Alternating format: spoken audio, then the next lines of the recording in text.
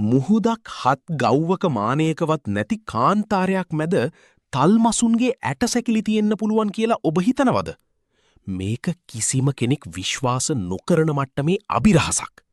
නොදුටු ලෝකය තුළින් අද අපි යමු ඊජිප්තුවේ තියෙන තල්මසුන්ගේ නිම්නයට.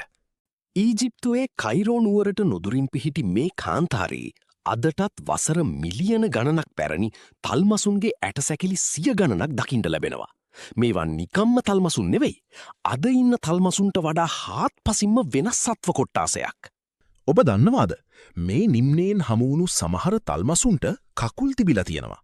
මෙන්න මේ බැසිලෝසෝරස් කියන සත්වයා ගොඩබිම වගේම වතුරේ ජීවත් වුණු සතෙක්. මෙයින් පැහැදිලි වෙන්නේ අතීතයේ මේ කාන්තාරය මහා සාගරයක්ව තිබුණු බව සහ සොබාදහමේ අතිශය අමුතු පෙරලියක් මෙහි සිදු වී ඇති බවයි.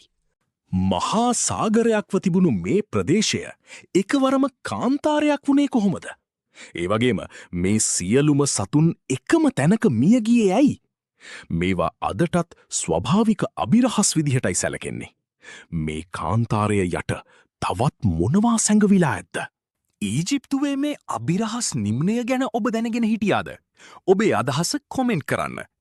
අරාබි ලෝකයේ වගේම මුළු ලෝකයේම මෙවැනි සැඟවුණු තැන් ගැන දැනගන්න අපේ පිටුව ෆොලෝ කරන්න.